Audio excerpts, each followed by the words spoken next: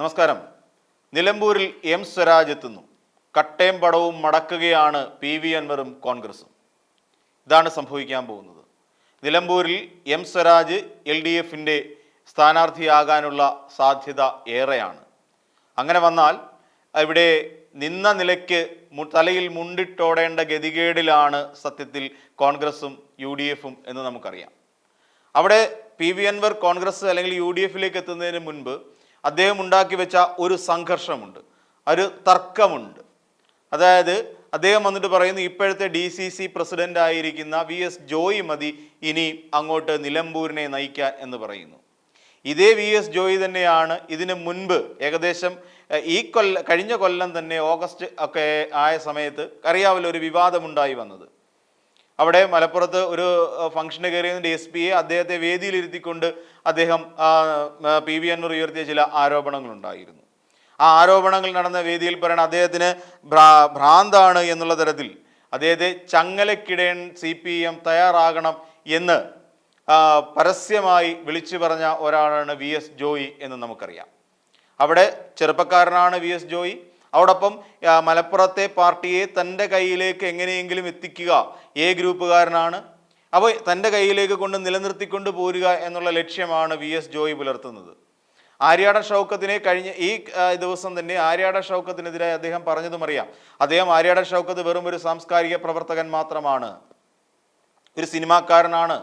അദ്ദേഹം പോയി സിനിമ പിടിക്കട്ടെ, രാഷ്ട്രീയത്തിൽ വരണ്ട എന്നുള്ള തരത്തിൽ കോൺഗ്രസിൻ്റെ അല്ലെങ്കിൽ മലപ്പുറം DCCക്കുള്ളിൽ തന്നെ ഒരു ഭിന്നതയ്ക്കുള്ള അല്ലെങ്കിൽ ഒരു തമ്മിലടിക്കുള്ള ഒരു വഴിമരുന്നിടുകയാണ് PV അൻവർ ആദ്യമായി ചെയ്തത്.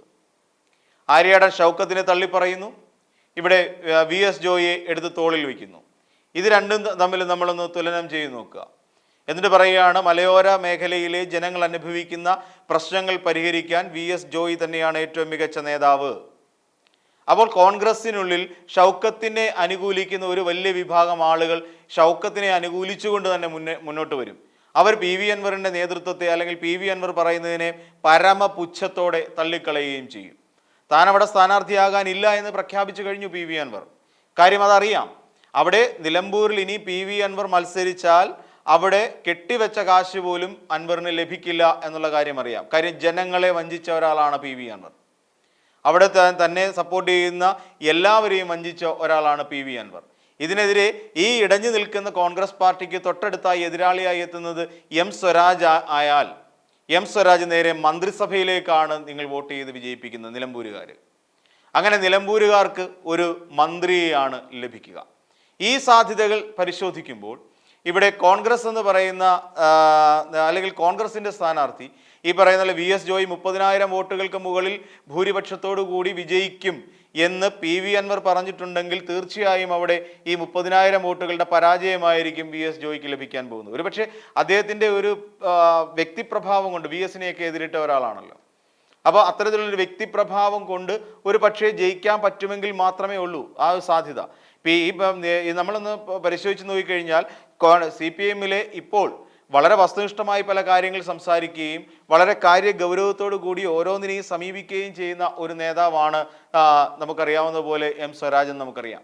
ഒരുപക്ഷെ രാഷ്ട്രീയത്തിൽ കവിഞ്ഞ് രാഷ്ട്രീയത്തിനപ്പുറത്ത് ഇരുന്നുകൊണ്ട് പല ആൾക്കാർക്കും അല്ലെങ്കിൽ പല യുവജനങ്ങൾക്ക് തന്നെ വളരെ ഇഷ്ടപ്പെട്ട ഒരു നേതാവ് കൂടിയാണ് എം സ്വരാജ്.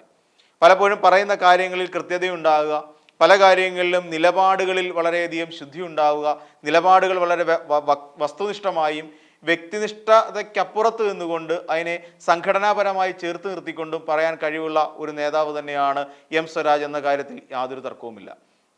അത് രാഷ്ട്രീയ ഭേദമന്യേ എല്ലാ യുവാക്കളും അംഗീകരിച്ചു കൊടുത്ത കാര്യവും തന്നെയാണ്. അപ്പോൾ അതുകൊണ്ട് തന്നെ എം സ്വരാജ് കഴിഞ്ഞ തവണ തൃപ്പൂണിത്തുറയിൽ നിന്നും വിജയിച്ചിരുന്നെങ്കിൽ ഒരു പക്ഷേ തൃപ്പൂണിത്തുറക്കാർക്ക് ലഭിക്കേണ്ടിയിരുന്ന ഒരു മന്ത്രിസ്ഥാനം അല്ലെങ്കിൽ ഒരു മന്ത്രിയത്തിന് തൃപ്പൂണിത്തുറക്കാർക്ക് ലഭിക്കുമായിരുന്നു. പക്ഷേ അന്ന് അവിടെ ബാബു കളിച്ച കളി എന്താണെന്ന് വെച്ച് കഴിഞ്ഞാൽ അവിടെ ഇവരുമായി ചേർന്ന് BJPയുമായി ചേർന്നുകൊണ്ട് പരസ്പരം വോട്ട് കച്ചവടം നടത്തിയതിൻ്റെ ഭാഗമായിട്ടാണ്. അവിടെ വർഗീയത പറഞ്ഞുകൊണ്ട് തന്നെയാണ്, ശബരിമലയെ ഉപയോഗിച്ചുകൊണ്ട് തന്നെയാണ് തൃപ്പൂണിത്തുറയിൽ നിന്ന് ബാബു വിജയിച്ച് കയറിയത് എന്ന് നമുക്കറിയാം. ശരിക്കും അയോഗ്യത കൽപ്പിക്കേണ്ട ഒന്നായിരുന്നു ബാബുവിൻ്റെ വിജയം എന്ന് നമുക്കറിയാം. വളരെ ചെറിയ വോട്ടിന് മാത്രമാണ് ബാബു വിജയിച്ചത്.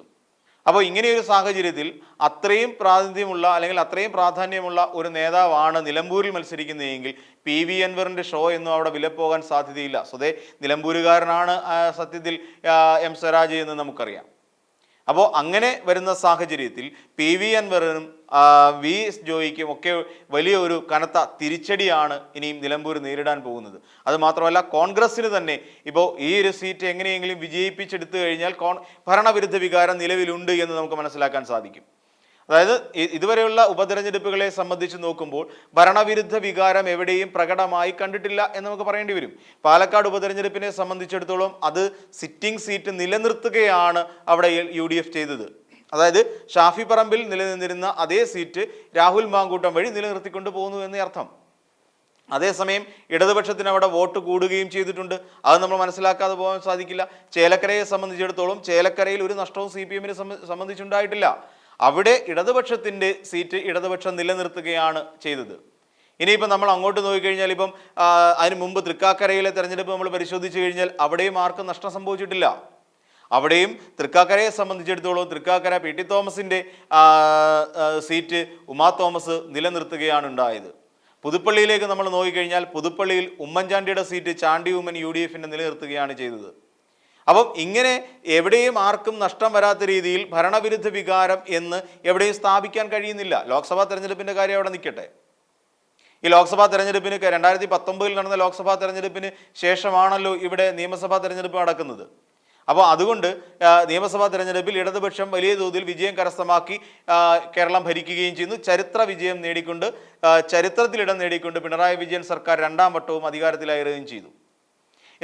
അവിടെ നമ്മൾ നോക്കിക്കഴിഞ്ഞാൽ ഇനിയും നടക്കാൻ പോകുന്ന ഉപതെരഞ്ഞെടുപ്പിൽ ഇനിയും ഈ പറയുന്ന ഇടതുപക്ഷം തന്നെ വിജയിച്ചു കഴിഞ്ഞാൽ ഭരണവിരുദ്ധ വികാരം എന്നൊന്ന് സംസ്ഥാനത്ത് പ്രവർത്തിക്കുന്നില്ല എന്ന് തന്നെ മനസ്സിലാക്കേണ്ടി വരും.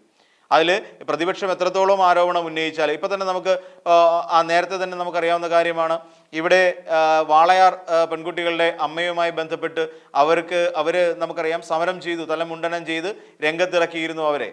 ഒടുവിൽ ധർമ്മടത്ത് കൊണ്ടുവന്ന് പിണറായി വിജയനെതിരായി നാമനിർദ്ദേശ പത്രിക കൊടുപ്പിച്ച് അവരെ മത്സരിപ്പിക്കുകയും ചെയ്തു. ഇതൊക്കെ UDF-ൻ്റെയും ഈ പറയുന്ന ജമാഅത്തെ ഇസ്ലാമിയുടെയും BJP-യുടെയും ഒക്കെ ഒരു തന്ത്രമായിരുന്നു അത് എന്ന് പിന്നീട് കാലം തെളിയിച്ചില്ലേ. അവർ തന്നെയാണ്, ഈ അമ്മ തന്നെയാണ് യഥാർത്ഥ കുറ്റവാളി എന്ന് അവരാവശ്യപ്പെട്ട CBI വന്ന് അന്വേഷിച്ചപ്പോൾ തന്നെ മനസ്സിലായില്ലേ. ഇപ്പോൾ അവർ CBI-ക്കെതിരെ തിരിഞ്ഞു, സ്വാഭാവികം മാത്രം. അപ്പം ഈ രീതിയിലൊക്കെ ചില കള്ളത്തരങ്ങളൊക്കെ വെളിവായിക്കൊണ്ടിരിക്കുന്നു. ഇനിയിപ്പോൾ ജമാഅത്തെ ഇസ്ലാമി കൂട്ടുകെട്ടിൽ ഇനിയും നിലമ്പൂർ സീറ്റ് പിടിച്ചെടുക്കാം എന്നുള്ള വ്യാമോഹമായിരിക്കാം ചിലപ്പോൾ നിലവിൽ UDF-നെ സംബന്ധിച്ചിടത്തോളം ഉണ്ടാവുക. എന്നിരുന്നാൽ തന്നെയും രാഷ്ട്രീയമായി ചിന്തിക്കുമ്പോൾ അവിടെ വരാൻ പോകുന്ന M സ്വരാജ് ആണെങ്കിൽ കൃത്യമായി UDF നന്നായി വിയർക്കും എന്നുള്ള കാര്യത്തിൽ യാതൊരു സംശയവുമില്ല.